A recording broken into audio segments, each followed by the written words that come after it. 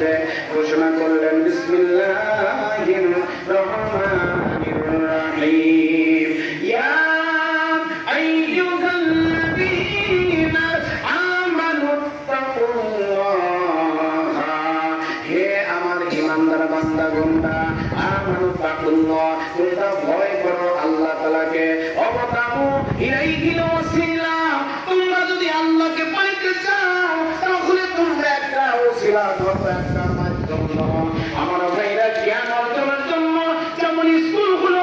আমাদের জন্য একটা মাধ্যম স্কুলে গেলে পর্যায়ক্রমে পাস করা যায় আমার ভাইরা আল্লাহ পাইতে গেলে রাসূল পাইতে গেলে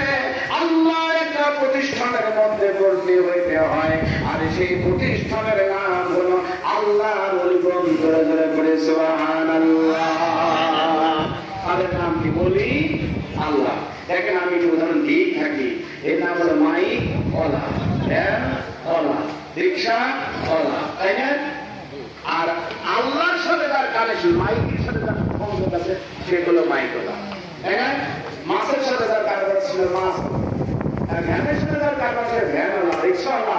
আর আল্লাহর সাথে তার সংযোগ আছে তিনি বলেন আল্লাহ আল্লাহ বুঝছেন আল্লাহ কাছে গেলে কোথায় যেতে হবে আল্লাহর ওলিদের কাছে দলিল কিন্তু আমি দিয়েছি এখন যদি কেউ বলে যে না যাওয়ার দরকার নাই আমি এমনি আল্লাহ পাওয়া যাবো এমনিদের আসতে পারে না আপনি যদি জ্ঞান অর্জন করতে চান স্কুলে ভর্তি হতে হবে বড় বড় যদি হতে চান এটা ক্লাস করতে চান স্কুলে ভর্তি হতে হবে আপনি যদি আল্লাহ এবং আল্লাহ রাসূলকে পাইতে চান তাহলে আল্লাহর ওলিদের দরবারে ভর্তি হতে হবে আল্লাহর ওলিদের দরবারে আমরা ভর্তি হই তারপরে আল্লাহর ওলি আমাদের কি শিক্ষা দেন আমার কাছে হুজুর আমাদেরকে শিক্ষা দেন বাবা পাঁচ ওয়াক্ত নামাজ আদায় করবেন পাঁচ ওয়াক্ত নামাজের সাথে আমাদের ওজিফা আছে কথা বলেন ঠিক কিনা প্রত্যেক নামাজের সাথে আমাদের ওজিফা আছে আমি ফজর ওয়াক্তটা দিয়ে যদি আপনাদেরকে জানানোর চেষ্টা করি আমার ভাইরা ফজর ওয়াক্ত নামাজ যদি আপনারা পড়তে চান আমার কাছে হুজুর বলেন বাবা আপনি সেই রাত্রে থেকে উঠবেন আপনি ওযু করবেন আপনি চাই নামাজ বিছানায় ধরে কাজ নামাজ আদায় করে হাত ধরে হাঁটু করে নামাজের জায়গায় বসে আমরা আল্লাহ তাআলাকে ওই গভীর রজনীতে আমরা আল্লাহ তাআলাকে প্রাণ ধরে ডাকবেন আল্লাহ ইয়া